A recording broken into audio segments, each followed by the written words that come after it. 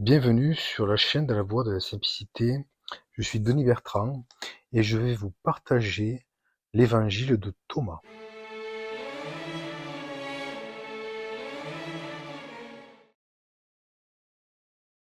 Logia 81, Jésus a dit que celui qui est devenu très riche se fait roi, mais s'il s'accapare le pouvoir, qu'il soit destitué.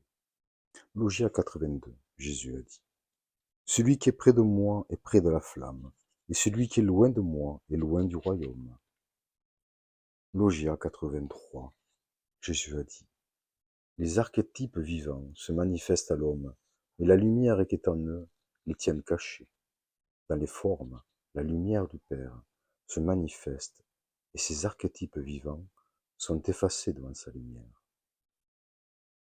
Logia 84, Jésus a dit le jour où vous verrez à qui vous ressemblez, vous vous réjouirez. Mais lorsque vous verrez vos archétypes vivants, qui au commencement étaient en vous, qui ne meurent pas, ni se manifestent, vous serez stupéfaits. Logia 85, Jésus a dit Adam a perdu un grand pouvoir, une grande richesse, mais il n'a pas été digne d'eux, car s'il en avait été digne, il n'aurait pas goûté de la mort.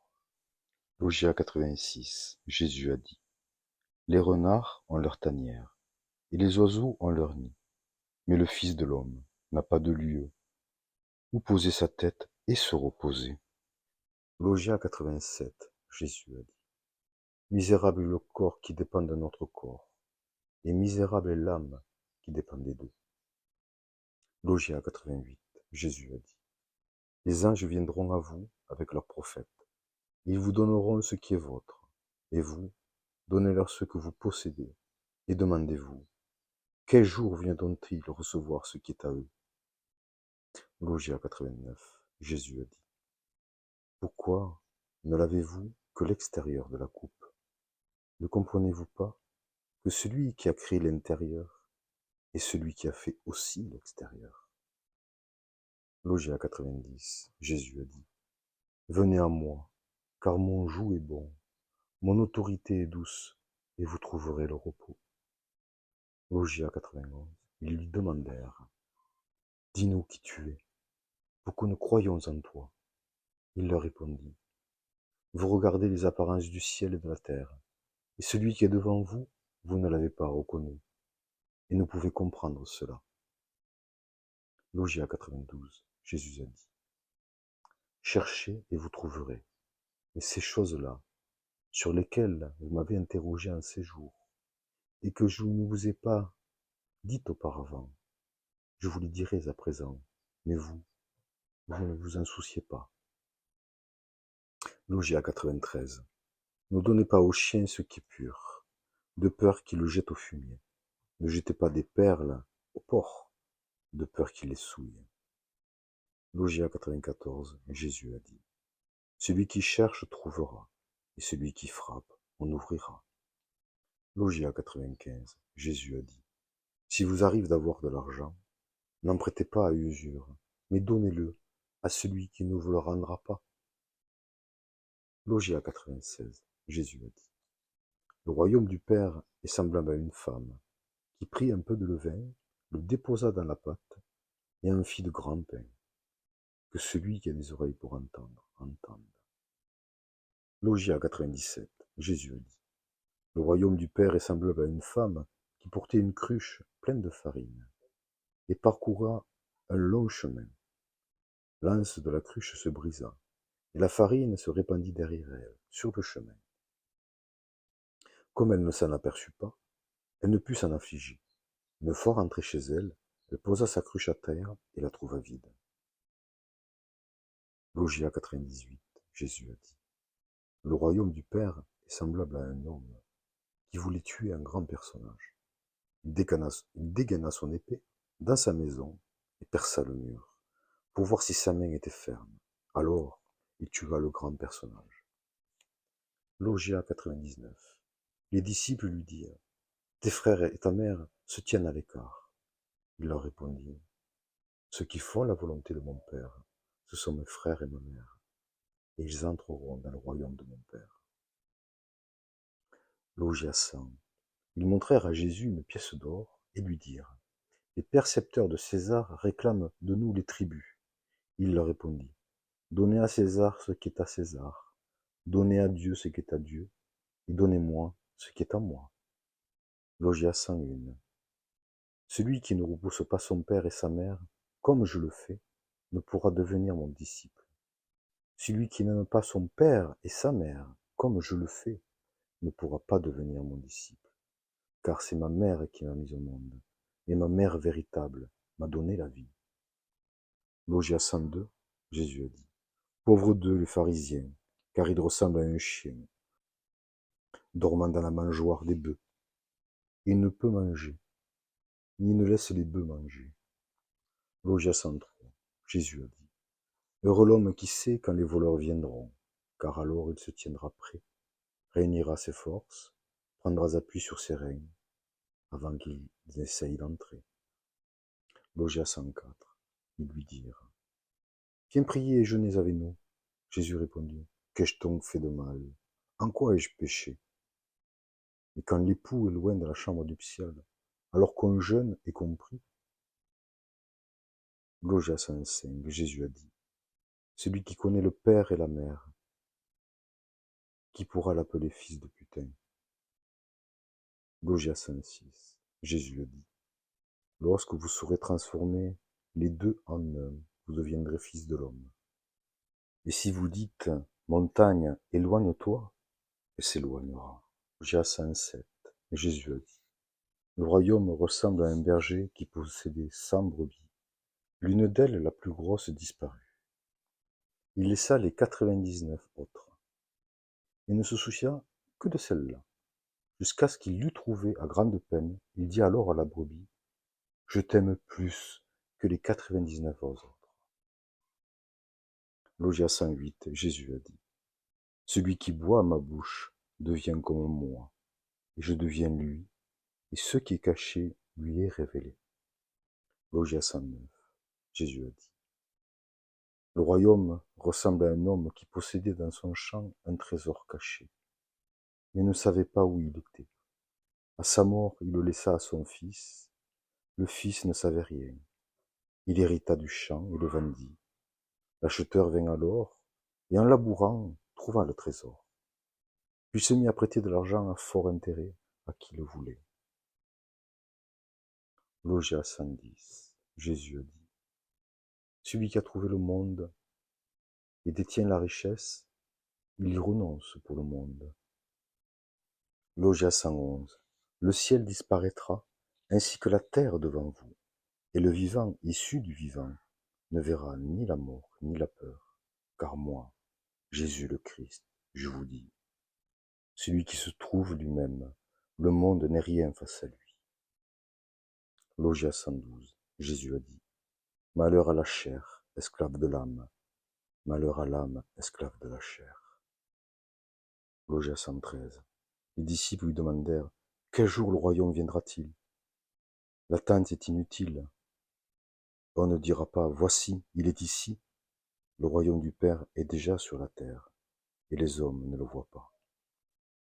Logis 114, Simon-Pierre dit: je veux que Myriam s'éloigne de nous, car les femmes ne sont pas dignes de la vie.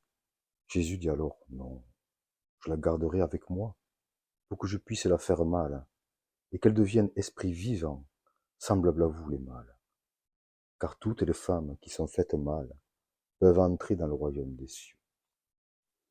Ce qui est intéressant dans cet évangile de Thomas, il y a plusieurs transcriptions diverses de livres, et notamment là, j'ai dans ce livre, qui a été écrit par Mario Penkerlé, de textes a priori qui auraient été trouvés aussi, où lequel, je cite: je m'appelle Judas, comme l'autre apôtre, mais on m'appelle Thomas, T-A-U-M-E-A, donc Thomas, c'est-à-dire Didème, et je vous dirai quand et comment Jésus m'a appelé ainsi. Jésus dictait, et moi j'écrivais.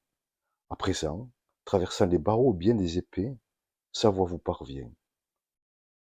Voilà, donc on a l'impression que Thomas a trouvé auprès de Jésus un alter ego entre eux, une certaine résonance qui faisait que Thomas a grandi en lui-même, a trouvé son intérieur modifié. Et donc dans ce texte, il y a beaucoup de transcriptions qui dit que Thomas, qui dit par exemple, quand nous l'appelions, Seigneur, veux-tu prier et jeûner avec nous? Il nous regardait avec des yeux pleins d'ironie et répondait, qu'ai-je donc fait de mal? Et puis il ajoutait, ne dites pas de bêtises, et ne perdez pas votre temps à faire ce que vous n'avez intimement pas envie de faire. Ce qu'il ressort au niveau de Thomas dans ses écrits, malgré ces transcriptions qui sont des paroles métaphoriques, qui nous appellent justement à aller chercher en soi cette résonance et d'en comprendre le sens pour notre propre épanouissement intérieur, on voit que, on s'aperçoit que Jésus était un homme pleinement humain, mais simplement habité par une énergie très particulière, qui est l'énergie du Christ, mais c'était une âme aussi, c'est une âme, pardon, plus évoluée que la moyenne, et donc qui pouvait justement acquérir cette énergie très particulière, qui est le Christ, donc l'énergie christique. Et donc il est aujourd'hui toujours, à mon sens, celui qui est le porteur de cette énergie christique. Et dans ce livre, moi je vous invite justement à peut-être, je vous mettrai peut-être une photo aussi à la fin de la vidéo pour que vous puissiez vous procurer le livre et le parcourir. Euh, voilà, je pense que c'est mieux. En plus, ce qui est intéressant aussi, c'est que vous avez la transcription en copte saïdique à côté. Donc en fait, ce qui est intéressant, c'est aussi de regarder les lettres, comme elles sont écrites, comme elles ont été transcrites. Et donc, voilà, ça donne une particularité. Il y a un autre livre qui est l'Évangile de Thomas par Jean-Yves Leloup, que j'ai vaguement parcouru, je vous dirais. Alors, ça diffère un petit peu entre les différentes logions ou logia. Voilà. Donc, on a des fois des différences, mais le sens est pratiquement identique. Ce qui est intéressant dans cet ouvrage de Jean-Yves Leloup, qui a fait aussi l'Évangile de Philippe, que je vous parlerai justement bientôt, l'Évangile de Marie aussi, qu'il a parcouru. Et donc là, on retrouve aussi pareil des explications, on va dire, au logia. Donc voilà, je vous invite aussi peut-être si cela vous appelle, à aller acheter ce livre et le lire. Parce que ce qui est intéressant, c'est de se faire sa propre expérience, sa propre opinion, sa propre interprétation pour son propre cheminement, en fait. Je pourrais vous dire c'est ça, ça, ça, mais quel est l'intérêt? Je suis pas là pour vous guider à dire c'est comme ça et pas autrement. C'est à chacun de nous à trouver le chemin. C'est à chacun de nous à trouver la paix en soi. Et c'est à chacun de nous à trouver l'amour en soi. Et quand chacun aura trouvé ces espaces de paix et d'amour, à ce moment-là, à l'extérieur, pourra se manifester différemment et nous pourrons, dans un temps futur, connaître la joie pleinement, l'amour pleinement, la paix pleinement dans le monde, sur la terre, entre frères et sœurs. Rien n'est incompatible, chacun peut trouver sa propre paix, sa propre joie, son propre amour. Et la difficulté, s'il y a lieu aujourd'hui, s'il y en a une qu'on pourrait évoquer, c'est que de voir le monde s'effondre, le monde se met à dériver, mais malgré tout, en contrepartie, il y a des mouvements d'espoir, de joie et de paix. Quand on voit tout ce qui se passe au Moyen-Orient, en Afrique, tous ces peuples qui se font disséminer au nom de X choses,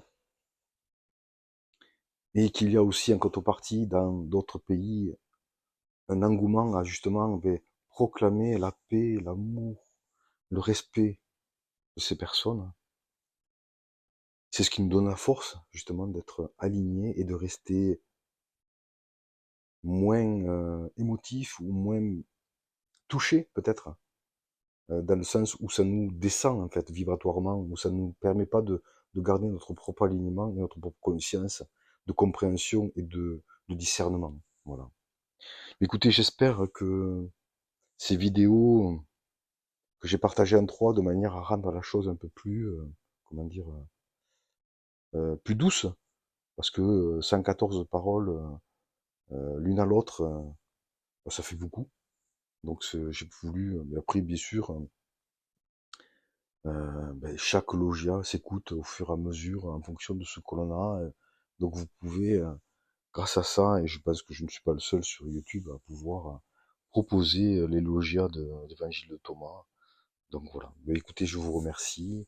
Et si cela vous a plu, si vous avez aimé, vous trouvez résonance dans ce que je vous partage, ben, n'hésitez pas à vous abonner et à mettre un like. Voilà, merci beaucoup et à très bientôt. Au revoir.